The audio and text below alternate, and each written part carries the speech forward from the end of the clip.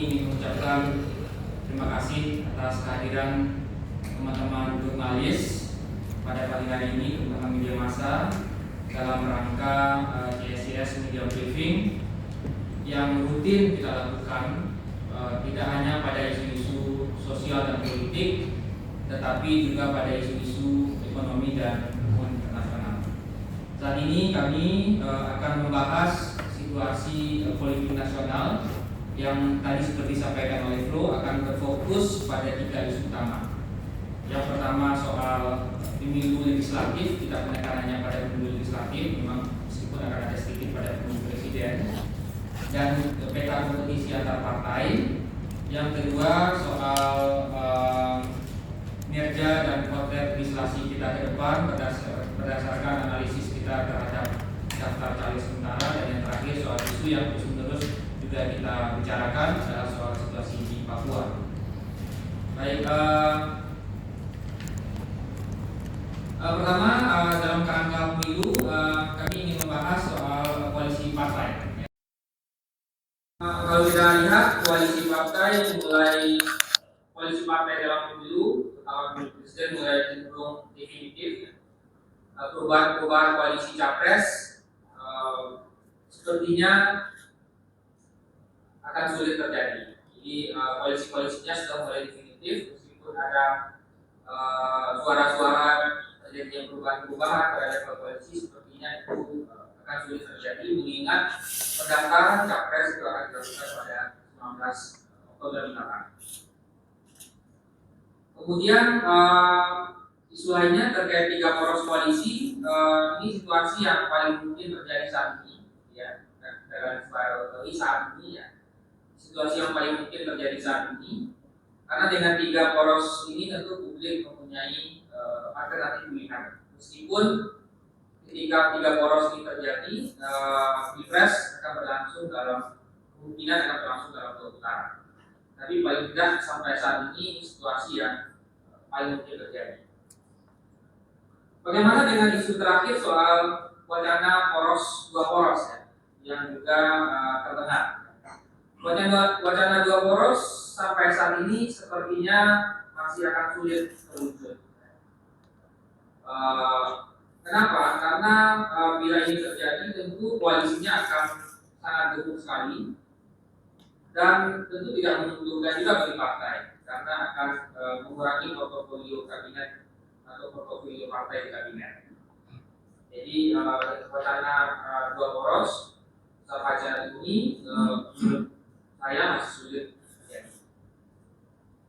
Kemudian kita beralih ke pemilu legislatif dan kompetisi antar partai.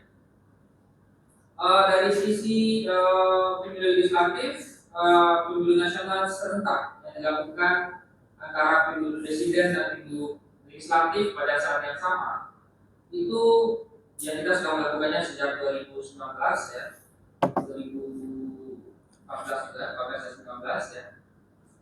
Itu tentu membelah konsentrasi publik. Jadi ada kecenderungan yang terjadi dalam beberapa bulan terakhir, itu publik cenderung pemberitaan nanti bicara publik soal pemilu legislatifnya sangat sedikit sekali. Padahal pemilu legislatif itu dan kualitas dari anggota DPR terpilih semua level, dari pusat, provinsi, dan kabupaten kota, itu penting untuk menentukan wajah legislasi kita ke depan. Jadi selain kita memberikan perhatian pada pemilu presiden, kami kira di CSIS kita juga perlu memberikan perhatian yang banyak juga pada pemilu legislatif, karena bagaimanapun hasil dari pemilu legislatif itu akan menentukan bagaimana proses pembuatan kebijakan publik di DPR yang lebih berkualitas dan wajah legislasi kita yang semakin membaik. Nanti ini adalah bahas depannya soal. Nah, yang ketiga yang ingin saya sampaikan, sosialisasi pemilu legislatif perlu menjadi perhatian, tidak hanya penyelenggara, tetapi juga peserta pemilu dan juga masyarakat sipil. Kenapa begitu? Karena kita lihat dalam beberapa pemilu sebelumnya itu jumlah suara tidak sah yang terjadi karena orang salah nyoblos 2 kali, salah pencoblosan itu itu cukup banyak terjadi dan suara kekerasannya cukup tinggi. Jadi saya kira penting juga memberikan perhatian pada sosialisasi legislatif. Dan kalau kita lihat dalam situasi setelah kita mengikuti 5 kali pemilihan umum sejak 1999, 2004, 2009, 2014, 2019, kami melihat tingkat dukungan pemilih kepada partai politik sudah mulai stabil. Dan begitu juga tingkat volatilitas pemilihnya sudah menjadi. Jadi perubahan naik turun suara partai sudah sepertinya cukup sulit ada terjadi, tapi perubahan yang sangat besar sepertinya akan terjadi. Untuk itu yang memperkirakan bahwa kemungkinan memang hanya akan ada 1 atau 2 partai yang parlemen atau partai baru yang berpotensi dan diperkirakan bisa lolos ini. Kenapa? Karena tadi dukungan pemilih pada partai politik sudah mulai stabil dan tingkat volatilitas pemilih juga sudah mulai menurun. Jadi itu membuat cukup berat bagi partai-partai baru dan non-parlemen untuk bisa lolos ini, walaupun ada mungkin atau 1 atau 2 partai yang non-parlemen atau partai baru.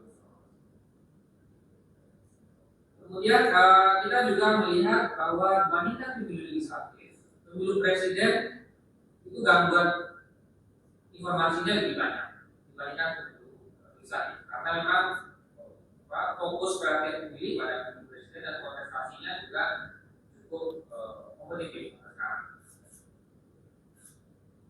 Nah, dalam kerangka itu kami melakukan analisis singkat soal potret daftar caleg sekarang.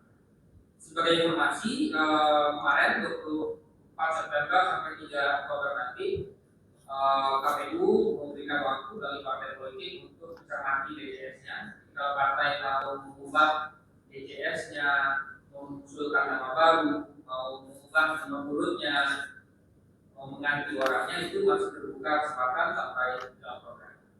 Nah, kalau kita lihat dari potret DCS itu sekitar 93% dari petahana yang saat sekarang menjadi anggota dewan itu kembali mencalonkan sebagai anggota legislatif di periode mendatang. Jadi hanya 37 dari anggota dewan yang tidak lagi mencalonkan. Ini karena dia meninggal, karena tidak mau lagi mencalonkan. Nah, dan dari petahana yang maju tersebut, mayoritasnya 90% diantaranya kembali maju pada daerah pemilihan yang sama. Jadi kalau dia maju misalnya di Jakarta 1, minggu sebelumnya, di minggu ini dia juga maju misalnya di Jakarta 1. Jadi mayoritas 90% kembali maju di daerah pemilihan yang sama. Dan bahkan beberapa diantaranya, sebagian diantaranya itu sudah menjadi anggota dewan lebih dari 2 periode. Nah, ini akan saya sampaikan kenapa bagaimana peta kondisinya. Nah, kalau kita lihat lagi, sekitar 53% petahana yang kembali maju itu kembali mendapatkan nomor urut yang sama. Dan kita tahu misalnya dalam pemilu legislatif itu faktor nomor urut dalam banyak hal itu punya pengaruh, dan sebagian besar caleg-caleg yang terpilih itu berada di nomor urut yang kecil. Mayoritas di nomor urut 1. Nah, caleg petahana yang pindah partai, kalau kita lihat itu tidak sebesar di pemilu 2019. Kalau di pemilu 2019 itu caleg pindah itu lebih dari 30 caleg pindah, karena ketika itu ada konflik. Misalnya partai Hanura konflik ada 20 perusahaan, partai P3 konflik juga ada 20 perusahaan, dan beberapa partai lain. Nah, jadi itu memicu caleg-caleg petahana pindah kepada partai lain. Dan kalau kita lihat itu ada beberapa partai yang diuntungkan dari pindahnya caleg petahana. Tapi kalau kita lihat di pemilu DCS 2023 itu caleg petahana yang pindah partai itu tidak banyak. Hitungan kita hanya ada 6 caleg petahana.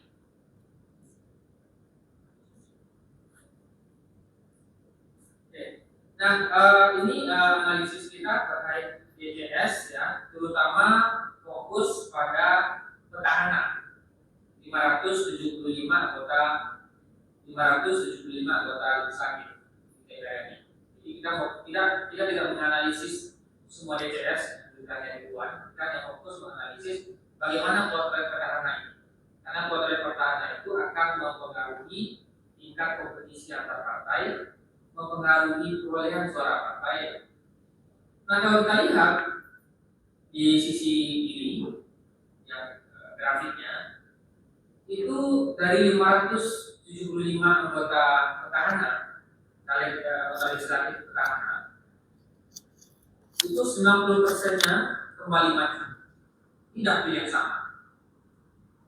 Asumsinya kalau dia maju tidak pilih yang sama, itu tentu dia sudah punya jaringan politik yang kuat, jaringan politik yang terawat, dan tentu probabilitas dia untuk kembali terpilih tentu lebih tinggi dibandingkan penantang baru.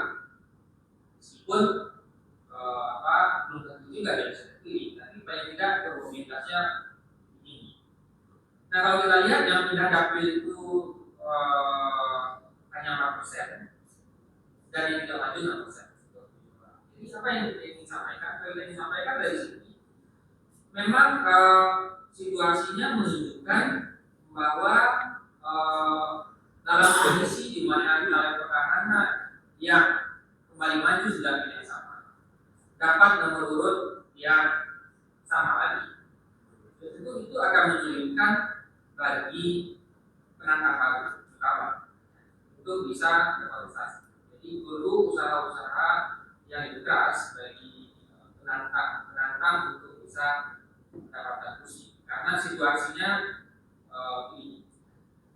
Nah, kalau kita lihat potret dapil petahana per partai politik itu, misalnya kalau kita lihat di perjuangan dari 128 kursi itu 6%-nya tidak dapil, 82% masih dapil yang sama.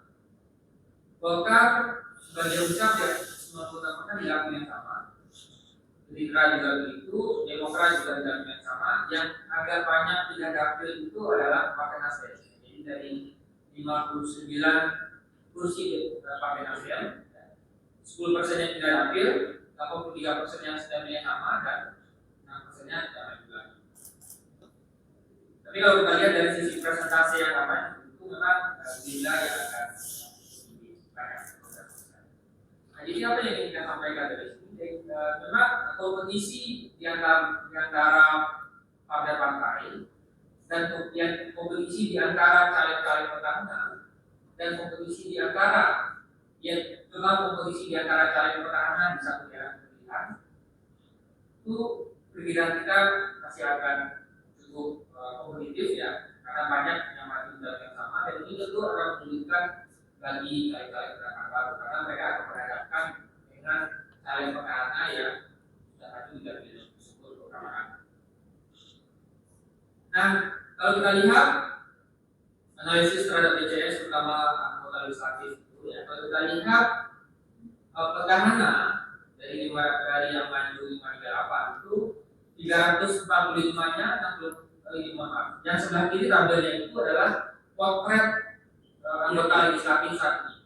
Ya, jadi kita sudah menyesuaikan posisi nomor urut dari PAW. Misalnya Pak Niki di PAW yaitu menjadi nomor 4, kita sudah sesuaikan nomor urut 4 sehingga. Jadi dari 575 anggota dewan saat sekarang, 345-nya itu diantaranya mendapatkan nomor 1 ketika daerah.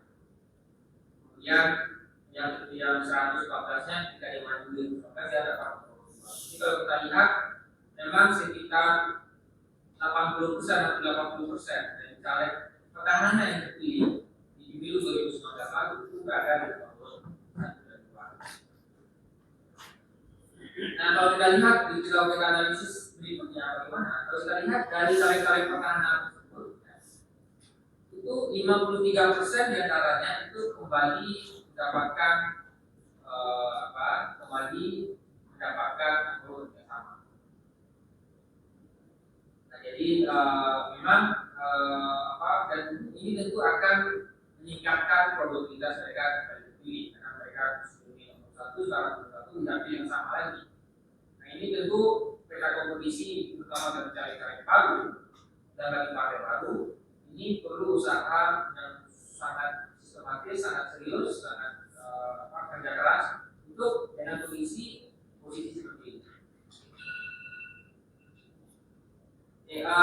Sedikit lagi 2 slide. Ini kalau kita lihat peralihan petahana ya.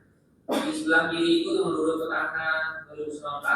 Misalnya orang yang mendapatkan nomor urut 1 itu 248 dari 538 petahana yang maju itu kembali dapat nomor urut 1.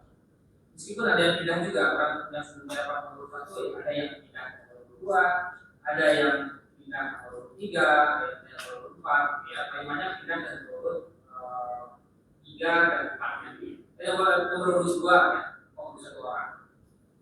Yang dapat nomor urut 2 ada yang pindah ke nomor urut 1, ada yang pindah ke nomor urut 2.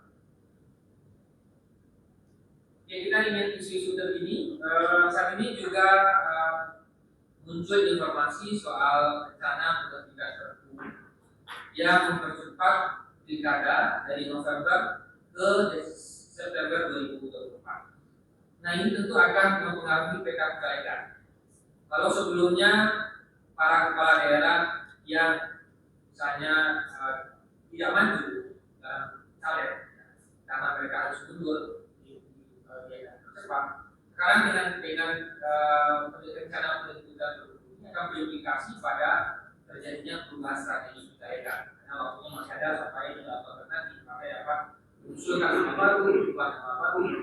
Jadi partai akan Perpu ini akan mengubah PK-PK, di mana partai akan mendorong kepala-kepala daerah mereka untuk bisa maju di pileg.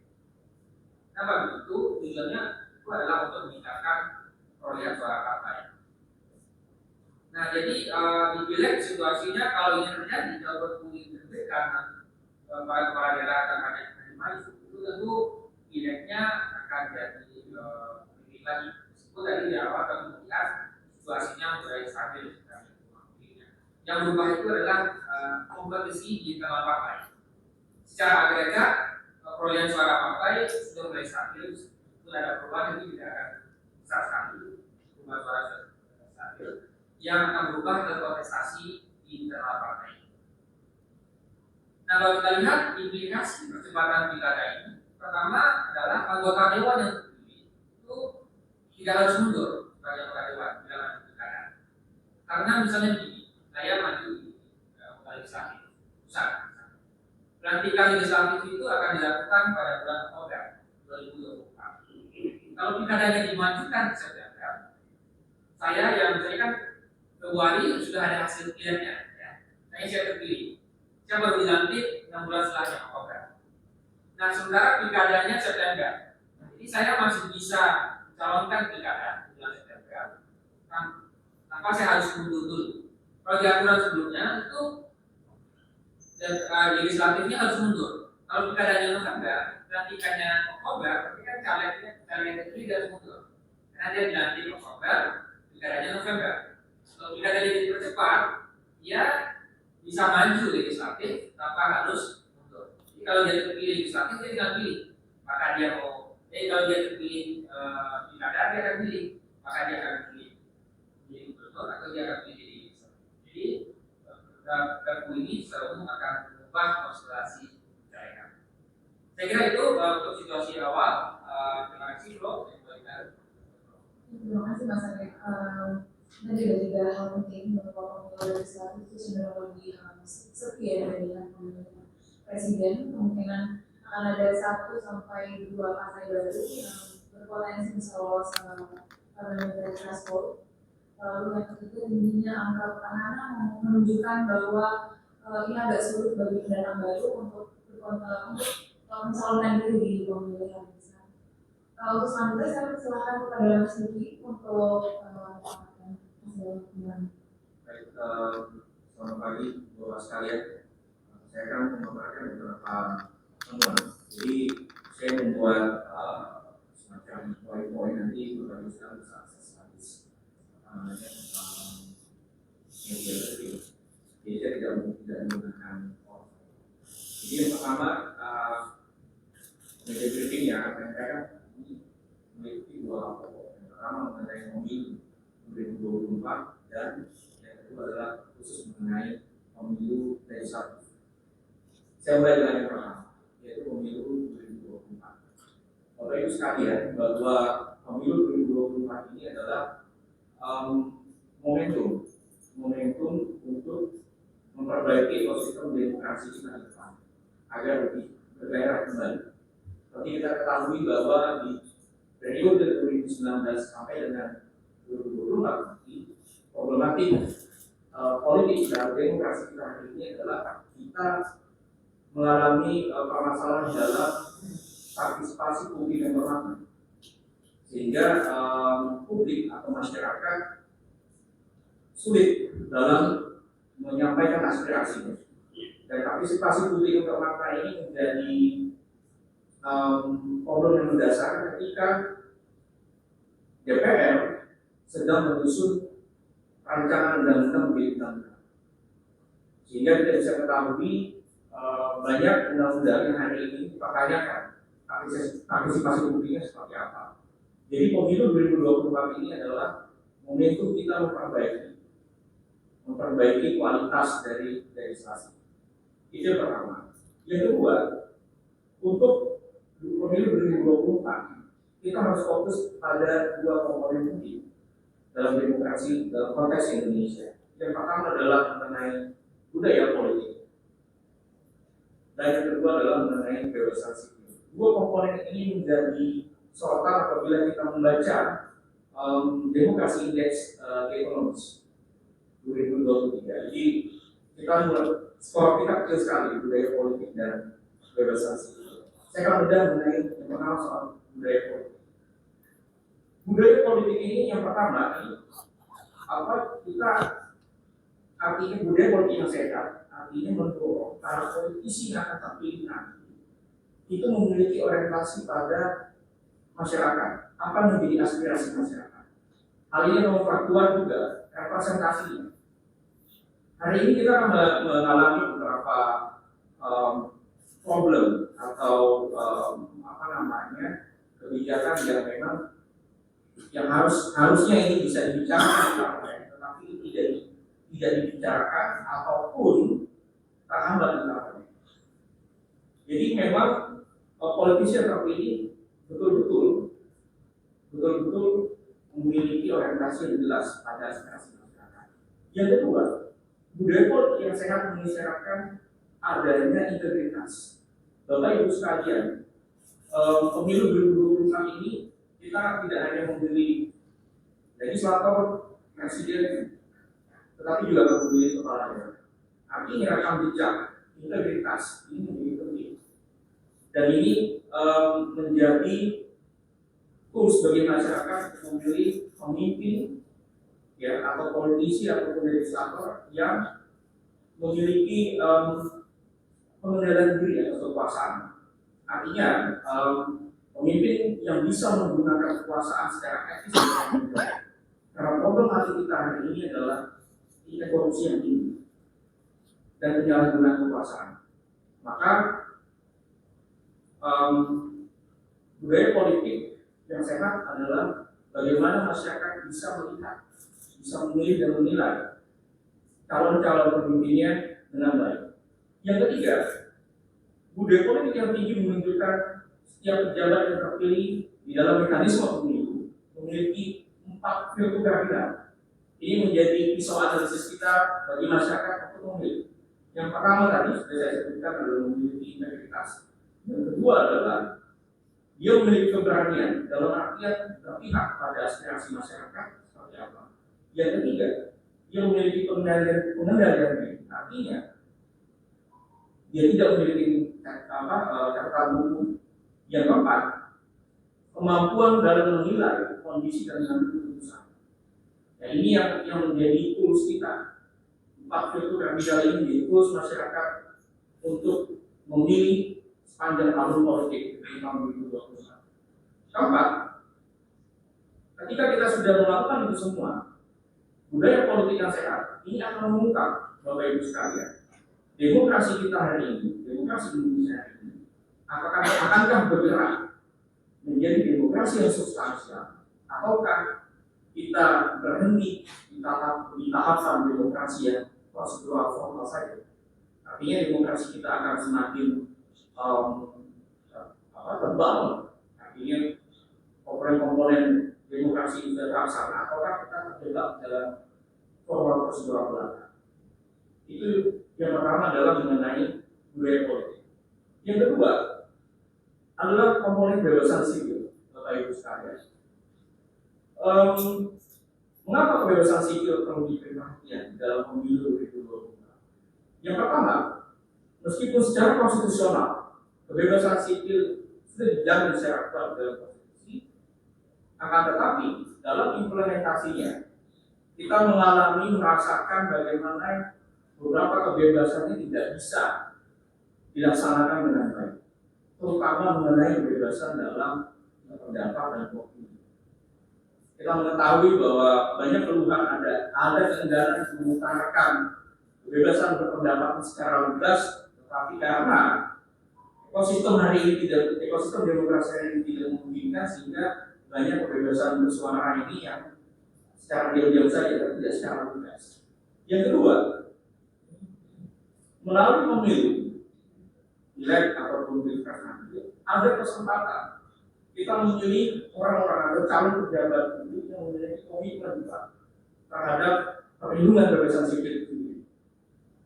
Dari temuan saya bahwa kita memiliki permasalahan di dalam kebebasan berpendapat, kebebasan dari censorship ataupun self-censorship, kebebasan berdiskusi dan berkumpul, hak privasi, terakhir adalah kebebasan mendapatkan akses informasi dan jaminan perlindungan dari gangguan informasi itu sendiri. Yang ketiga, dalam komponen kebebasan sipil, perlunya kita menilai dan memutuskan calon-calon pejabat publik yang akan kita pilih nanti adalah calon-calon yang memiliki komitmen untuk menghindari demokrasi Indonesia jatuh dalam ekosistem autokrasi modern. Kalau kita baca temuannya Guriev dan Trisman, bahwa ada tren kemunculan jenis baru autokrasi yang disebut spin dictatorship. Dan gejala-gejala ini sudah mulai terasa di dalam konteks demokrasi konstitusional hari ini di Indonesia. Saya sebutkan 3 di antaranya.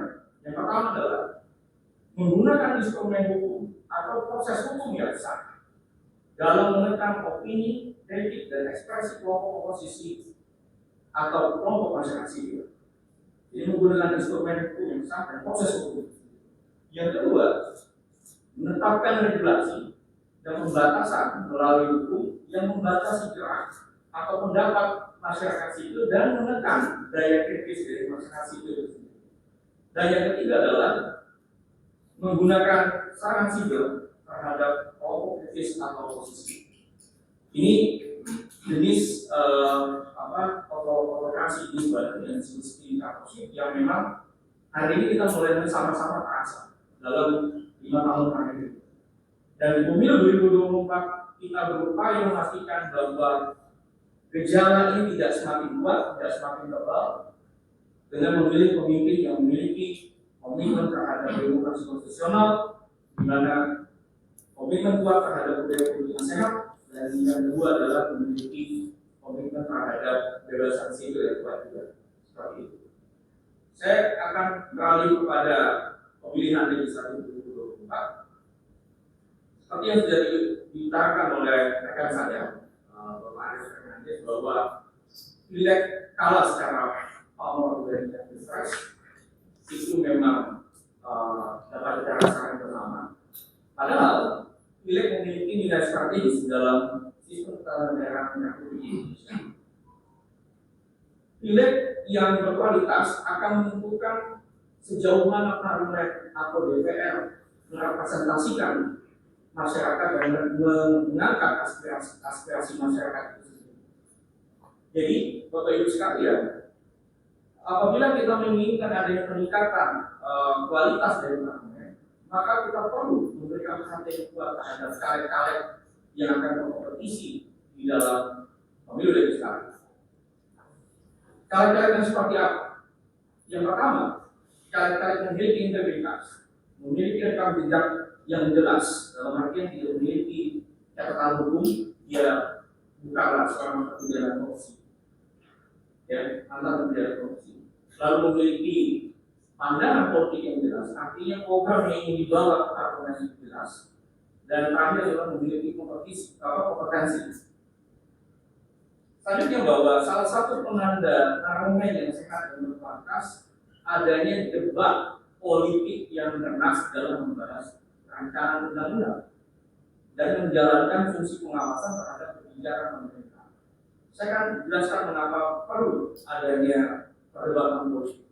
Bapak Ibu sekalian, selama 2019 sampai dengan 2020, sampai hari ini ya 2023, ada kecenderungan harusnya menjadi ini ada suatu komponen atau suatu isu yang menjadi isu politik, akan tetapi menjadi isu hukum, sehingga banyak undang-undang yang diajukan ke Mahkamah Konstitusi sangat tinggi, yang mana komponen yang dimohonkan adalah isu politik. Contohnya adalah soal salah satu contohnya soal ini, batasan umur capres atau cawapres. Sejatinya itu adalah isu politik yang harus dibahas di parlemen. Akan tetapi ini menjadi isu hukum yang dibahas di Mahkamah Konstitusi. Karena ini terus meningkat, sehingga karena ini disebut judisiasi politik. Jadi Mahkamah Konstitusi ditarik untuk membahas isu politik, sehingga Mahkamah Konstitusi kerap kali memiliki potensi terprovokasi oleh kekuasaan tinggi, karena yang harusnya membahas isu hukum, konstitusionalitas, tetapi membahas isu politik yang harusnya menjadi perdebatan di parlemen. Seperti itu. Selanjutnya bahwa ini yang terakhir, perdebatan di dalam parlemen ini membutuhkan partisipasi publik yang lemah. Seperti yang saya sampaikan di awal tadi, bahwa problem parlemen periode yang terakhir 2019 sampai 2024 adalah bagaimana sejauh mana parlemen Indonesia itu menjalankan partisipasi publik yang lemah, dan ini sudah menjadi kutipan dari putusan Mahkamah Konstitusi ketika membahas mengenai undang-undang PKN. Bagaimana meningkatkannya? Yang jelas parlemen harus membuka pintu ruang sebesar-besarnya bagi suara masyarakat. Dan caleg-caleg yang terpilih nantinya adalah caleg-caleg yang memiliki kemampuan komunikasi politik yang baik, sehingga bisa menangkap apa yang menjadi aspirasi masyarakat. Dan parlemen juga membuka ruang transparansi mengenai pembahasan RUU itu. Karena kita ketahui bahwa banyak RUU yang dibahas dalam periode yang lalu adalah RUU yang mungkin secara formal prosedural sudah dilaksanakan, tetapi bagi masyarakat RUU ini dibuat secara tergesa-gesa dan tertutup. Nah, ini yang kita hindarkan di masa mendatang. Artinya pileg yang akan kita jalani di 2024 harus kita memberikan perhatian yang khusus terhadap pileg supaya tidak mengulang menjadi kejadian di 5 tahun sebelumnya. Seperti ini. Terima kasih Bapak Ibu sekalian. Terima kasih Mas Diki atas pemahamannya. Ada beberapa hal yang bisa di-highlight dari pembahasan Mas Diki tadi ya, bahwa pentingnya untuk memperhatikan pemilihan legislatif ini untuk mendorong demokrasi selalu berkualitas, selalu memperbaiki budaya politik dan kebebasan sipil, lalu juga tidak lupa untuk memilih calon pemimpin yang mempunyai komitmen kuat dalam kebebasan sipil. Yang tadi saya persilakan untuk Mas Diki untuk memaparkan pertemuannya terkait situasi keamanan di Papua. Terima kasih Bro, selamat siang Bapak Ibu sekalian. Mungkin perlu saya jelaskan itu ya. Kita punya isu khusus kenapa isu Papua ini kita masukkan dalam topik media kali ini. Saya tuh secara pribadi itu merasa ya bahwa rancangan Papua itu benar-benar inferior, dipinggirkan dan hampir tidak pernah didengar oleh dalam diskurs politik Indonesia itu. Terus setiap hari itu terjadi kasus kekerasan ya. Sudah meningkat. Setiap hari orang Papua itu meninggal, tidak hanya karena konflik dengan UPM ya, Dia meninggal karena berbagai macam sebab, dari miras, dari kekerasan, kriminalitas, dari sakit penyakit. Tapi pemerintah seperti tidak, kenapa isu makro itu tidak bisa menjadi kendaraan nasional.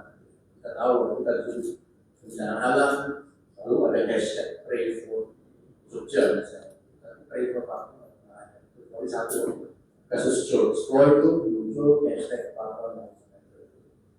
Bulan depan juga pasti akan sama kondisinya. Para caleg, para calon pemimpin itu akan kampanye tentang bangsa. Pasti Papua itu tidak akan menjadi isu yang seksi atau isu yang penting dibahas. Maka itu bukan suatu hal yang penting bagi jurnalisme itu.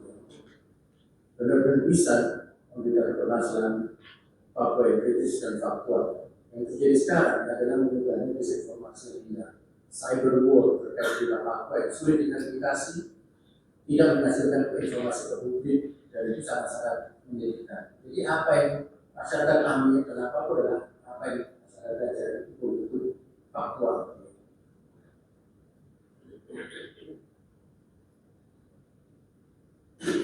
Sekarang saya beralih ke permasalahan keamanan.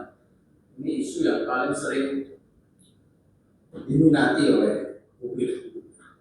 Apa yang terjadi? Tentu eskalasinya itu meningkat. Saya tidak hanya mengatakan eskalasi meningkat, tapi kebrutalannya juga meningkat.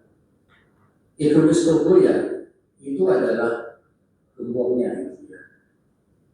Sekarang sudah ada hal yang tabu bagi mereka. Gereja diserang, pendeta dibunuh, posta dibunuh, guru kesehatan diperkosa, sudah menjadi liar, dan itu menjadi figurnya orang-orang pemimpin UPM yang lain di sana. Dan sampai bulan Mei aja sudah tercatat kira-kira 73 kasus yang melibatkan separatis itu. Dan saya tulis di situ gitu ya, kasus-kasusnya untung mutilasi yang terjadi di Mimika itu sudah selesai dan divonis, tapi masih ada banyak pekerjaan rumah yang tidak selesai.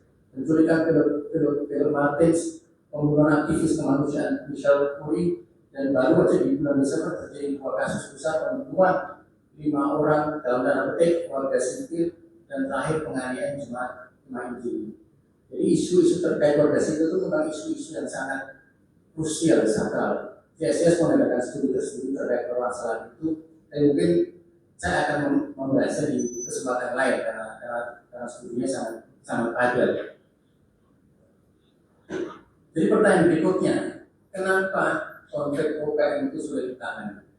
Saya bersyukur bahwa saya sudah ke Papua beberapa kali ke daerah konflik, dan saya juga bicara dengan banyak orang di sana, termasuk pada aparat keamanan yang memang bertugas di daerah Papua itu. Ya memang seperti kita semua tahu, permasalahan geografis itu ada penghambatnya. Kalau kita naik pesawat di sana, kita lihat gunung dan hutan, dingin dan cuaca itu pasti buat rekan-rekan kita aparat itu adalah penghambatnya. Selain itu, pengakuan mereka juga terkait anggaran yang tidak cukup, personil yang tidak cukup, maupun permasalahan alutsista. Ya. Karena saya itu merasakan bahwa untuk menangani gerakan separatis itu adalah sulit. Dan yang menariknya, mereka tidak melihat konflik Papua atau perang Papua dan aparatus sebagai perang, tapi sebagai perburukan. Jadi mereka melihat mereka sudah dalam tanda petik, maaf, dari harus dikejar. Itu benar-benar saya kira dari orang-orang aparat yang bertugas di sana. Sulitnya, setiap orang di Papua itu punya karakter khusus. Suku ini sama suku ini beda semua strategi perangnya. Dan sedang kita TNI Polisi hanya punya satu SOP tentang perang itu. Itu yang menghambat kenapa sulitnya perang atau konflik di Papua yang membuat UPM sulit ditangani gitu. Dan suka atau tidak suka, ada juga permasalahan terkait dengan hal supernatural.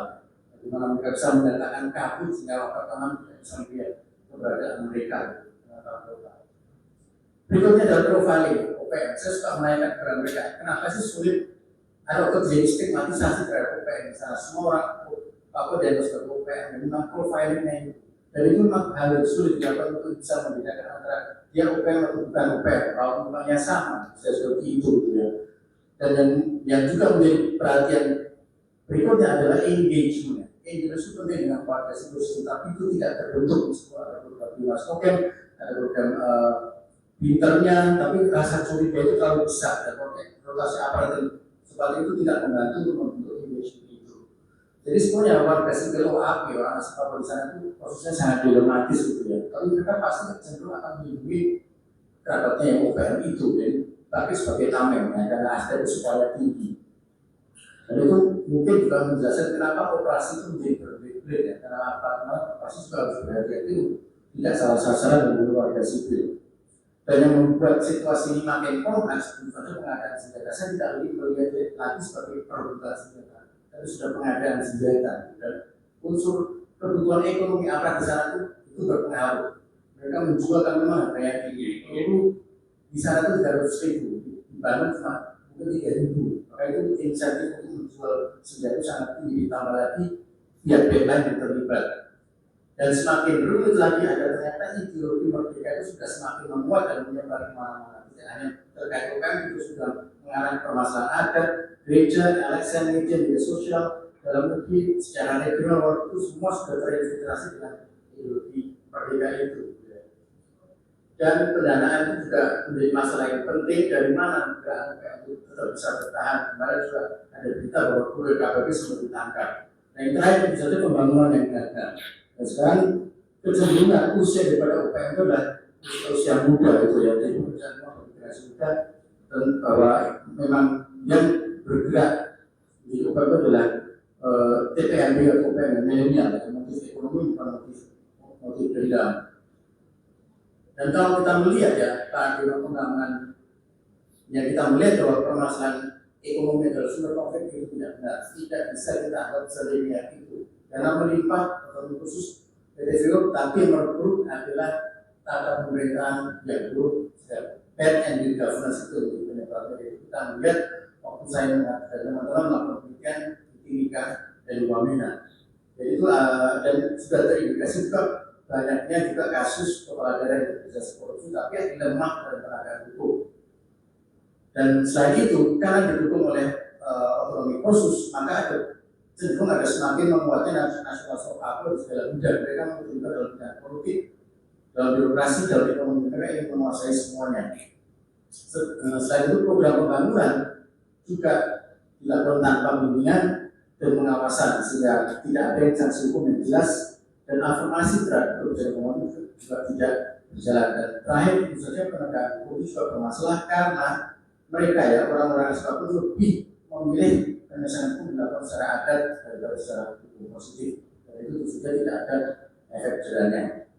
Selain permasalahan governance, ada permasalahan mentality. Mau tak mau ini juga terjadi dan kami temui harus kami di CSS jiwa sosial masuk ke sana sangat besar. Ada bayar kepala denda budaya instan itu yang menghambat semuanya jadi minuman keras.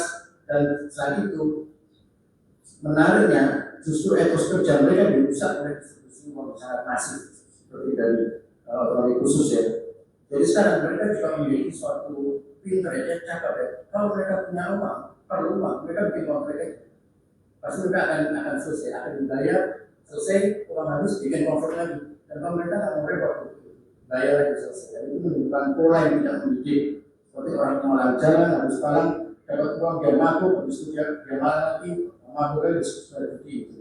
Jadi ada permasalahan bahwa mungkin cara orang-orang Papua sudah lama terpresi, marginal, mereka bermain fiktif, ditambah inferioritas kompleks, tapi di sisi lain mereka justru menyalahkan mereka karena aspek mentalitas mereka tidak bisa berkembang dari sekitar. Berikutnya, daerah otonomi baru memang ini adalah kebijakan yang berat, jadi tidak bisa dievaluasi, tapi saya perhatikan sekarang seperti kasus Papua berhubungan itu tidak jalan-jalan, kan masih terhambat oleh konflik lahan. Mereka ada tidak setuju, beberapa suku tidak setuju pembangunan di sana. Tapi yang menjadi ramai sekarang ada juga permasalahan penempatan ASN karena masing-masing ada provinsi di sana. Dan perebutan jabatan mereka pasti ingin yang berjasa menurunkan itu ingin memberi jabatan atau masalah representasi itu juga diangkat tentu saja konflik pilkada. Meskipun misinya bagus ya, DOP ini, tapi saya melihat dari hasil wawancara kita dari segi CSS itu memang banyak yang khawatir. Banyak khawatir bahwa itu adalah fobia marginalisasi dan konflik yang berpanjangan. Jadi kalau misalnya ya, permasalahan governance sama mentalitas atau konflik tidak terselesaikan itu sama saja expand issues yang kita alami dua provinsi yang lama, marginalisasi, konflik, karena pemerintahan buruk, konflik awal kemarin, jadi tidak ada perubahan yang berarti. Jadi mungkin saya melihat ya asumsi ideologis dari pemerintah ya untuk melakukan GOP itu tentu saja kita tidak mau melihat kehancuran Papua secara menyeluruh, makanya kita di beberapa provinsi berdasarkan karakter konsentrasi UPM, kondisi tata pemerintahan, sehingga tetap aja ada harapan bahwa kemajuan untuk bisa dicapai melalui daerah baru, meskipun di daerah yang jalur pegunungan itu tanahnya sangat berat. Dan terakhir tentu saja tentang potensi konflik, laporan Bawaslu kembali mengatakan bahwa Papua mempunyai potensi konflik yang tertinggi dan itu sudah masuk akal karena begitu banyak isu-isu yang sebenarnya tidak selesai, ya, baik isu-isu yang primordial, isu-isu yang disebut private tidak terselesaikan, itu bisa dikapitalisasi untuk menciptakan konflik baru di masa pilkada pemilu. Dan tentu saja sudah kami lihat bahwa konflik-konflik ini potensi juga berbasiskan persekutuan dan hukum cenderung tidak ditegakkan. Ini ada kasus yang menarik di Wamena yang saya lihat di Wamena itu sekarang seperti suatu failed city gitu ya, kemudian komunitas tinggi dan tidak ada penegakan hukum sama sekali. Jadi apa yang akan terjadi hari ini jadi demo besar-besaran digerakkan oleh pendatang untuk menutup semua toko-toko mereka. Jadi mereka akan mematikan segala aktivitas ekonomi mereka asal mereka dapat kepastian bahwa situasi keamanan bisa diwujudkan.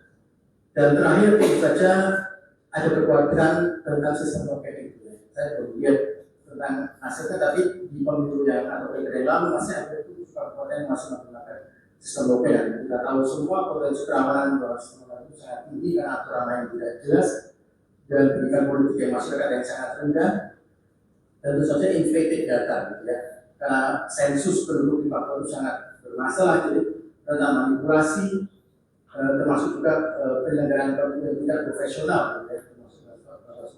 Dan kemarin saya juga dapat berita dari teman saya di bahwa OPM itu sudah berusaha menyusup menjadi anggota Bawaslu Kabupaten Puncak.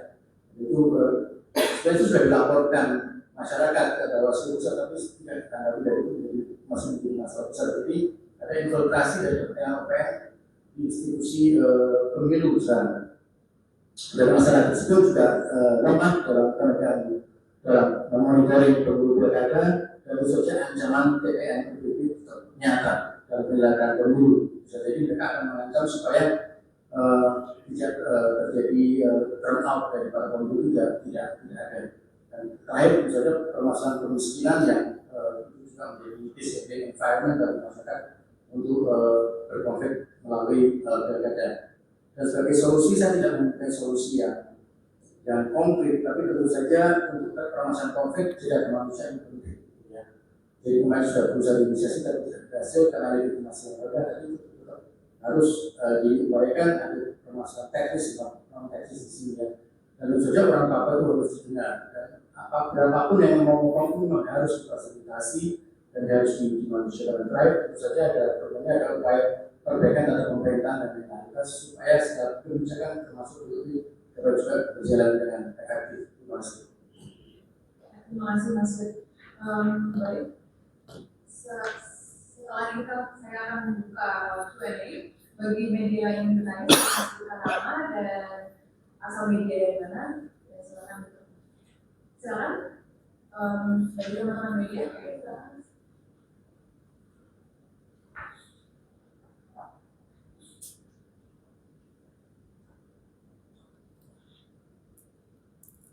Terima kasih. Saya Ade dari BPU. Dari saya terkait pemaparan soal ekonomi itu dan struktur demokrasi, artinya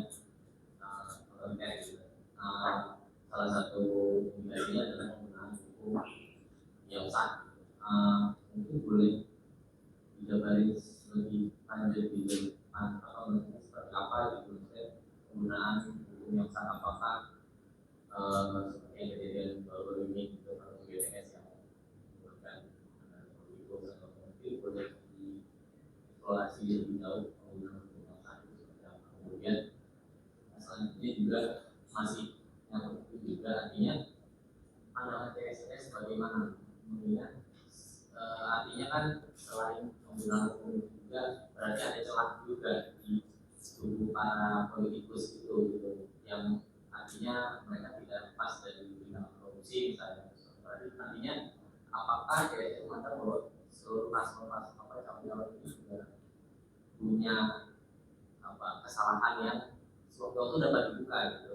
Nah, misalnya kalau itu artinya punya kasus lah. Nah, CSS memandang itu seperti apa, dan beberapa kali kan juga banyak pegiat-pegiat yang minta agar pasal-pasal ini dibuka dong gitu, tidak korupsi apa segala macam. Nah, artinya CSS memandang itu bagaimana.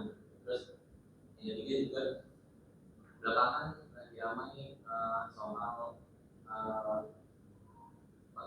partai penguasa itu yang seolah-olah menginginkan dua paslon yang bertarung di pemilu nanti. Nah, pandangan CSS bagaimana melihat hal itu? Gitu. Mungkin itu. Terima kasih. Terima kasih Mas Haji ya dari MD. Kita tampung dulu. Apakah ada pertanyaan lagi dari teman-teman? Silakan lama dari Ya, terima kasih. Saya Hafiz Muazzam dari Pandowo. Saya tadi tertarik perharian mengenai pertahanan. Jadi saat ini kan momen untuk memperbaiki demokrasi Indonesia yang maju dulu. Tapi di sisi lain pertahanan itu mayoritas masih. Sementara saat ini kan tadi sudah disebutin banyak kualitas legislasi kita itu berkurang. Bagaimana analisis ke depan gitu, apakah pemilu 2024 ini secara legislatif akan memperbaiki kualitas demokrasi Indonesia ke depan, atau justru sama aja atau malah mundur gitu, dengan tadi persentase caleg pertahanan yang berpotensi menduduknya kembali di DPR.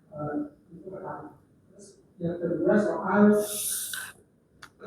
kan belakangan ini lagi ramai pernyataan Pak Jokowi soal data intelijen. Apakah itu termasuk salah satu indikator yang tadi dijelaskan oleh Bang Niki soal penyalahgunaan kekuasaan yang dapat merusak demokrasi kita atau bagaimana? Dan yang terakhir soal DOD, daerah otonomi baru. Itu kan di negara itu akan menjadi salah satu solusi dalam penyelesaian konflik di Papua. Apakah sejauh ini itu sudah ada ada indikasi bahwa memang itu solusi terbaik gitu bagi konflik Papua, dan ke depan bagaimana kita terapkan dokumen tersebut? Apakah ada perlu istilahnya masukan dari SPS tersebut? Ya, terima kasih.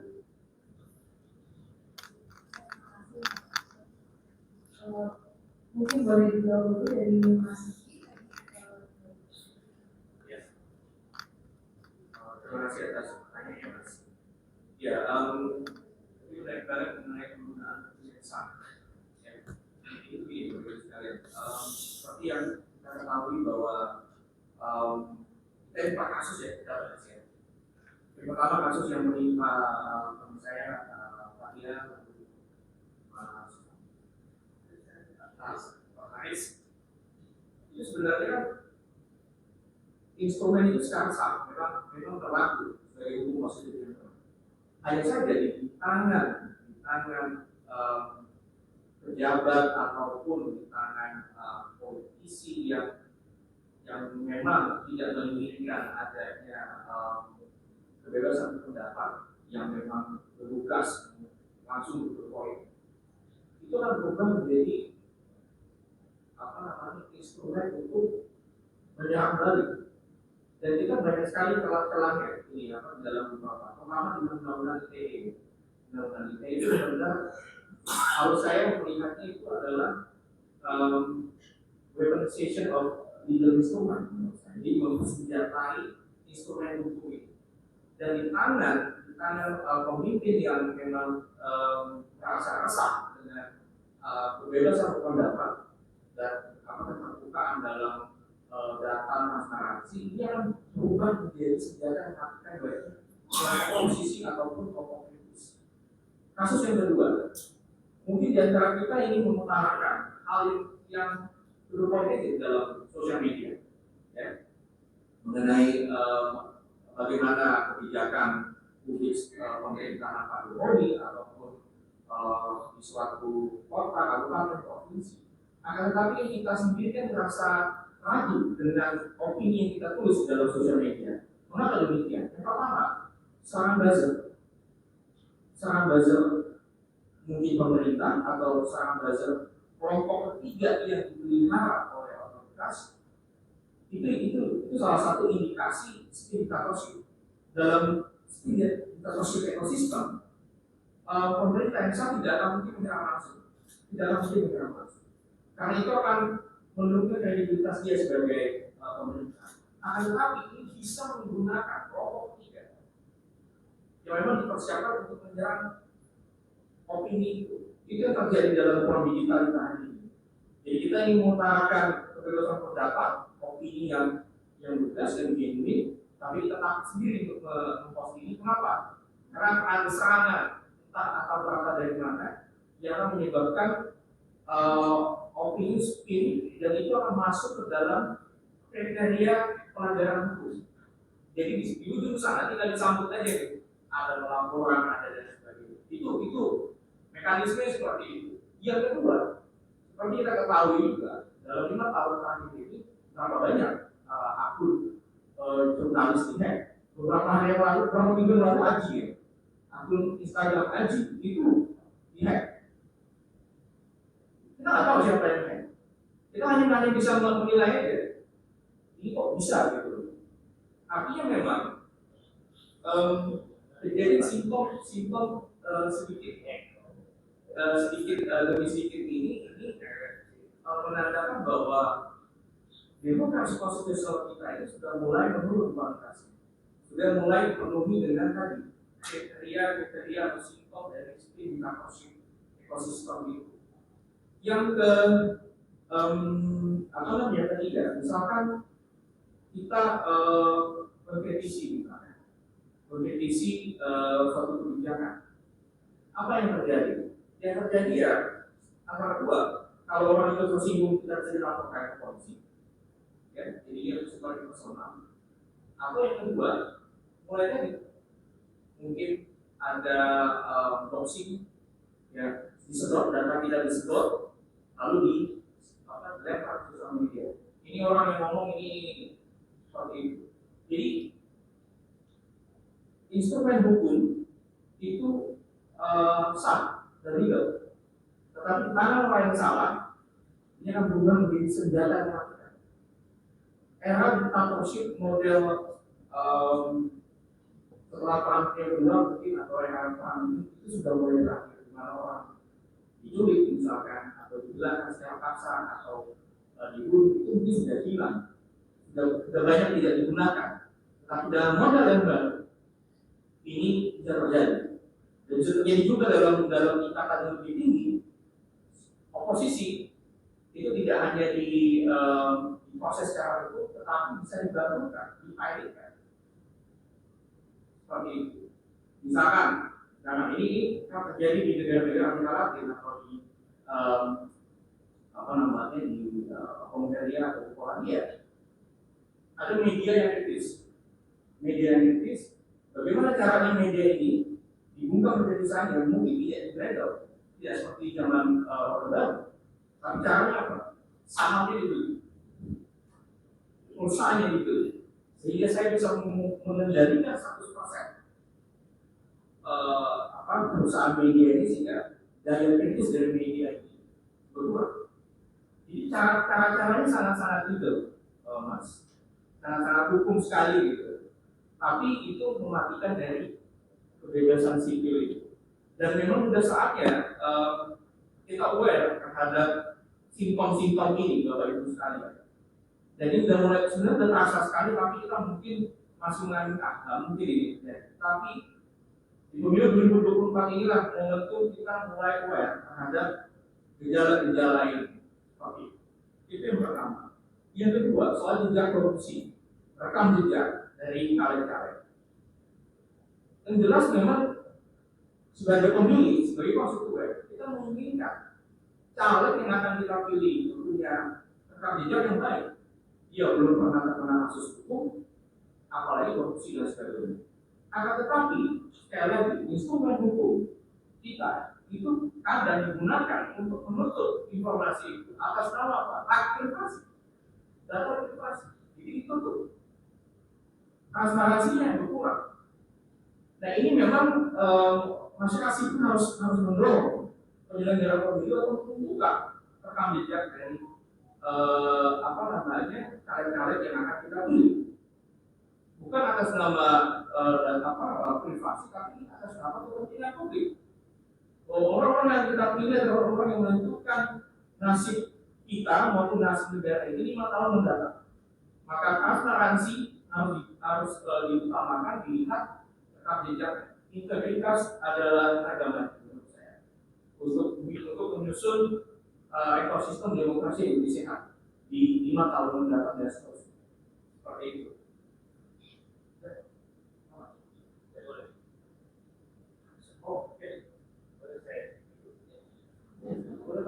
Boleh saya ikut bertukar pikiran dengan teman-teman yang mudah-mudahan di luar saya ini termasuk generasi yang paling tua di dalam bidang politik.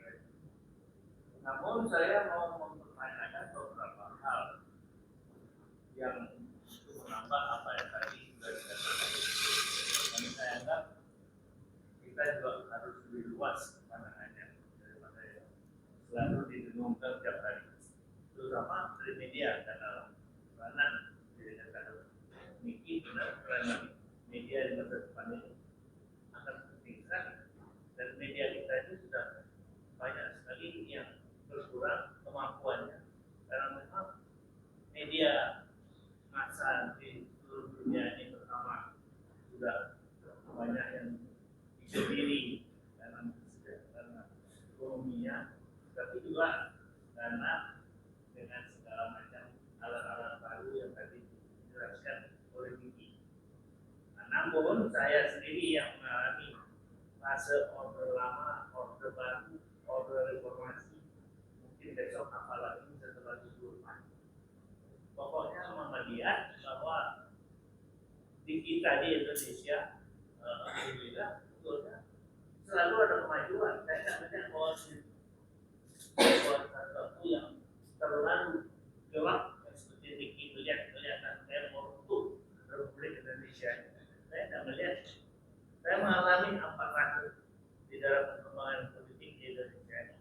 Dan memang selalu ada tantangan, selalu namanya politik. Kalau tidak ada politik, tidak ada perjuangan. Jadi karena itu jangan disebut karena seakan-akan it is a hopeless case. Nothing is hopeless if we do the job well. Gitu. Jadi saya harapkan yang berurusan itu supaya mempertimbangkan semuanya hasil yang telah kita capai sampai sekarang. Jangan semuanya di-negate atau dihapuskan aja atau dihilangkan atau dilupakan. Dan memang perjuangan masih besar. Nah, ada beberapa hal kecil yang saya mau sebut. Mungkin ketua kita di area mengatakan mengenai kemungkinan sekali 2 calon, dan karena itu mempermudah atau mempersulit terserah pada siapa menjalankannya pemilu ini. Dia mengatakan lebih banyak kemungkinan juga sampai sekarang belum betul. Tapi watch out in this week mungkin sekali kamu akan menghadapi situasi di mana hanya 2 calon yang akan diterima atau yang akan mendaftarkan diri. Karena saya tahu sedang ada pembicaraan antara mereka, kenapa ada 2 saja. Kenapa tidak PDIP misalnya bersama dengan dari kelompoknya Prabowo ini bisa bersatu menjadi satu. It is not impossible. And the talks is going on sekarang ini. Jadi watch out. In the next 1 week you might hear different story about it. Dan dari kemungkinan akan terjadi terjadi kalau itu juga tidak. Artinya it's a 50-50. Kemungkinannya 50-50 chance. Itu satu. Ya. Yang kedua adalah kemungkinan bahwa perubahan-perubahan ini kan banyak sekali yang macam-macam kelas. Perubahan tanggal, perubahan pemilu ini dan hubungannya dengan macam-macam hal itu akan berkurang artinya menurut Arya. Ya tentu ini adalah fase-fase yang harus kita lalui. Dan saya tidak terlalu pesimis bahwa semuanya is going to break down menurut saya. Dan saya melihat bahwa memang ini fase yang harus kita lalui. Tetapi untuk perbaikan itu yang harus kita usaha. Jangan kita diam aja. Kalau dia banding, kita diamkan aja ya kita salah. Kita pun tak berani. Jadi itu salah. Jadi saya harapkan ini juga supaya itu. Misalnya ini ada di partai-partai yang saya dengar di China yang akan datang tidak akan memikirkan atau konsentrasi kepada presiden saja. Mereka akan memperhatikan lebih banyak untuk partainya di DPR itu berapa. Kenapa presidennya cuma seorang aja kalau bisa diperhatikan. Ini yang diperhatikan. Nantinya itu bagaimana kerjasama dan bagaimana kerjanya parlemen tersebut. Jadi ini pun akan terjadi. Jadi kemudian dengan hukum semua. Ini kita salah. Kita generasi yang salah yang waktu Soeharto tidak merubah hukum. Semuanya memikirkan ekonomi dalam waktu itu memang sedang berpuluh. Tapi berarti hukum yang begitu penting kita tinggalkan, kita biarkan sehingga menjadi kacauan. Jadi ini harus kita perbaiki. Dan kita harapkan setelah 24 ini kita bisa melakukan perbaikan politik yang mendalam untuk kalian. Berarti kita mati tidak apa-apa gitu. Tapi uangnya supaya ada yang ditinggalkan yang betul-betul memberi harapan kepada generasi baru. Jadi ini sama-sama yang harus kita pikirkan dan kita betul di masa-masa yang akan datang ini. Tapi pertama kita perhatikan dulu ini pemilu. Jangan terlalu gila. Gilanya pasti ada, tapi jangan gila-gilaan gitu. Dan itu yang harus kita waspadai dan terutama di media saya harapkan. Saya juga menunjukkan dengan media, jadi sama-sama harapannya bersama kalian. Terima kasih. Terima kasih Pak Yusuf. There is no obvious space. Silakan kalau mau dijawab, tapi kalau nggak tak perlu dijawab. Ya, Pak. Cuma pikiran orang lain. Siapa? Ya. Thank you, Pak. Terima kasih. Baik, saya mendengar dari Mas Ade dan Ahmad ya. Oke, pertama soal dua paslon ya, Pak Yusuf juga sempat singgung. Pertama, saya ingin bicara soal kemungkinannya. Kemungkinannya bisa terjadi pertama kalau penentuan cawapres di kubu Pak Ganjar dan Pak Prabowo dan Tuhan. Sehingga itu mendorong kedua koalisi ini untuk bertemu dan memberikan apa yang Pak Yusuf sampaikan bahwa tapi kalau dia nggak butuh, mungkin akan tetap tidak masalah. Nah, yang kedua soal situasi PDIP. Nah, kalau kita asumsikan terjadi dua pasang, itu kan apakah yang akan menjadi keduanya Pak Ganjar atau Pak Prabowo? Yang jelas Pak Prabowo menurut saya kecil sejauh pertemuan, karena situasinya secara elektoral kita lihat di survei mulai naik atau paling enggak sekarang. Yang kedua, Pak Prabowo didukung oleh koalisi yang lebih besar, perusahaan suaranya dibandingkan koalisi yang lebih besar, dan didukung juga mendapatkan support dari Pak Prabowo. Jadi Pak imajinasikan Pak Prabowo berdua untuk saat sekarang seperti itu. PDIP juga begitu. PDIP sejak awal bilang punya keluarga tiket, bisa maju sendiri. Kemudian partai penguasa. Nah, tapi apakah akan menjadi golkar sama tergantung PDIP? Apakah PDIP quote-unquote menyerah atau enggak? Menyerah tidak. Akhirnya adalah apakah mau jadi berdua atau enggak. Jadi situasinya hanya mungkin terjadi dua kondisi.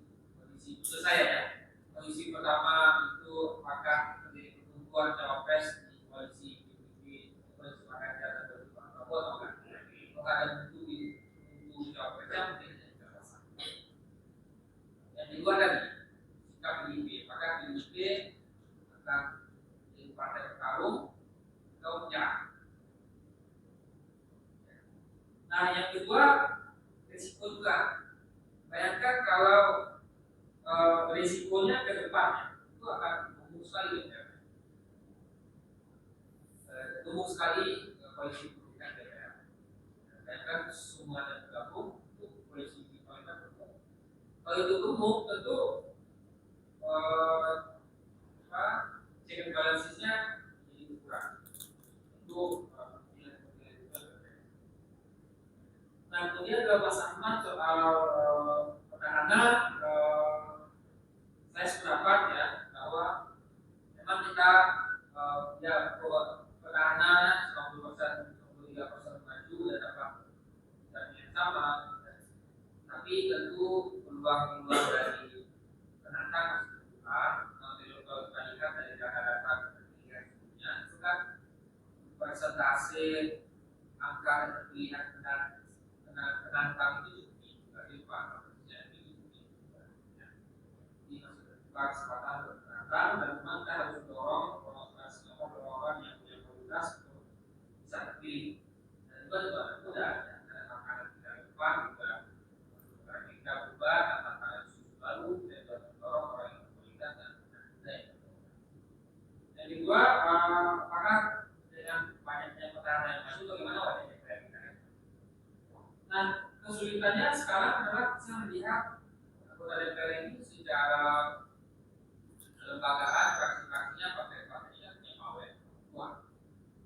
Tapi power individunya terbatas karena anggota petahana itu bisa dapat secara cepat di PO dari partai atau misalnya tidak polisi, atau dia akan diberikan peran. Karena faktor PBB yang sangat kuat. Jadi ke depan mungkin saya kira perlu tidak membahas lagi soal status PAW ini. Karena PAW ini membuat takutan sendiri bagi anggota dewan. Takut PAW, takut tidak komisinya, nanti dia memilih takut tidak dapilnya. Sehingga anggota dewan kita takut ke partai. Beda misalnya sama senator-senator yang itu akan sangat kuat ya, kuat powerful. Jadi memang kita harus dorong supaya ke depan kurang sama PAW ini dapat dikasih untuk memperkuat memberikan ekonomi yang kuat bagi ya itu. Ya, dari Mas Ahmad ya. Dari tentang itu dan sebenarnya kalau dari permasalahan ini sih baik, karena kalau kita melihat tampil secara regional semua tampil luas itu bisa digunakan oleh gubernur. Tapi ini ujungnya ya, jangan dulu itu suatu di awalnya inisiasi itu penolakannya tinggi sekali. Alasan dari konsultasi dengan masyarakat, alasan harmonisasi dengan perusahaan juga harusnya. Jadi ibarat seperti iklan buka, dan semua orang ingin menjaga sekarang dalam kondisi baru ini. Ini adalah tawaran dari kita yang dilihat Rangko aku seperti inilah saatnya kita berpuasa. Lalu di itu hak kami untuk berpuasa. Makanya sekarang berbicara sekali. Orang pelaku itu mengatakan kami tidak menerima PLT itu kebijakan dari pendatang. Maka itu afirmasi mereka itu bahwa kita harus berpuasa gitu. Mungkin nanti wujud daripada DUP di 6 provinsi itu akan beda-beda. Karena apa? Karena saya pikir pemerintah itu dalam buat insight itu sudah menentukan selain permasalahan geografis, ini konsentrasi UPR. Ini karakter masyarakatnya seperti apa? Ini kualitas udara seperti apa? Jadi itu sebenarnya adalah upaya untuk sebenarnya untuk melihat loyalitas orang Papua terhadap NKRI itu ada di mana sih? Kalau saya lihat ya, saya melihat mereka orang masyarakat sekarang pemerintah daerah sana itu benar itu ada yang pro kan, ada yang pro NKRI. Maka itu baru dicegah sama seperti kasus tapi untuk apa ya saya memperlukan prioritas. Tapi seperti saya katakan tadi ada kondisi yang harus dicapai. Pertama perbaikan tata pemerintahan, penegakan hukum sama karakter masyarakat. Kalau itu yang diperbaiki itu percuma, itu akan gagal. Kalau sampai gagal lagi diomongin, saya nggak tahu opsi apa yang di pemerintah untuk memenangkan adu apa lagi. Atau proses pertama itu biasa gagal dari mereka. Terus sekarang ada di jadi memang tantangannya besar dan itu ya buat action tapi dari aspeknya itu baik tapi dari aspek tantangan itu di sini.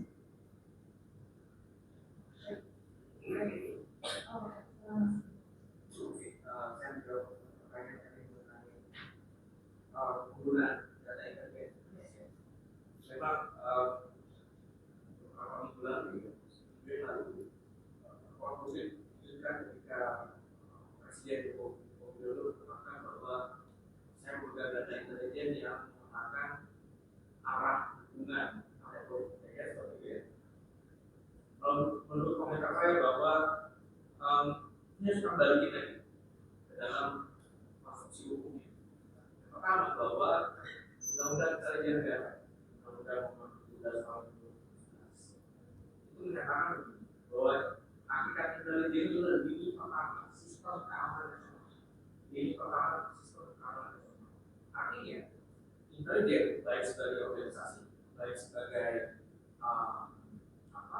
tupoksi dan informasi berisikan deteksi dini terhadap potensial ancaman potensial keamanan. Pertanyaannya adalah apakah pemilu ini dengan segala dinamika di dalam manuver politik dari partai politik, kandidat, lalu koalisi presiden adalah potensi ancaman. Ini yang menjadi pertanyaan kita bersama. Sebab kalau pemilu disekutisasi sebagai potensi ancaman dari keamanan nasional, pemilu tidak menjadi pemilu yang sehat. Artinya pemilu ini dalam koridor keamanan yang ketat. Ya, nggak boleh ini, nggak boleh. Menurut saya, model seperti itu, pernyataan seperti itu kontraproduktif ketika kita ingin membangun demokrasi yang sehat. Demokrasi yang sehat yang dibutuhkan adalah penyelenggara pemilu yang berintegritas, fair, adil. Yang kita membutuhkan itu.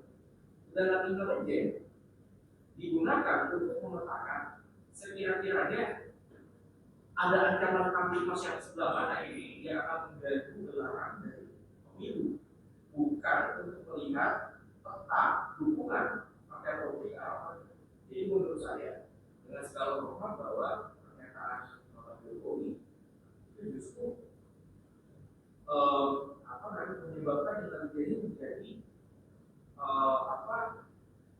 bagian dari politik atau dalam bahasa kajian intelijen disebut politisasi intelijen. Ini yang berbahaya. Baik, kalau untuk kami saja untuk konten pada hari ini, nanti kalau ada video yang bertanya boleh dibuat. Terima kasih saya ucapkan kepada rekan-rekan media yang sudah hadir. Semoga yang telah disampaikan hari ini bisa bermanfaat untuk kita semua, terutama untuk memberikan perhatian kepada lembaga legislatif yang tidak hanya pemilihan presiden, juga untuk menambah perhatian kita pada isu keamanan di Papua, khususnya terkait dengan potensi konflik di Papua. Sekali lagi kami ucapkan terima kasih dan selamat siang.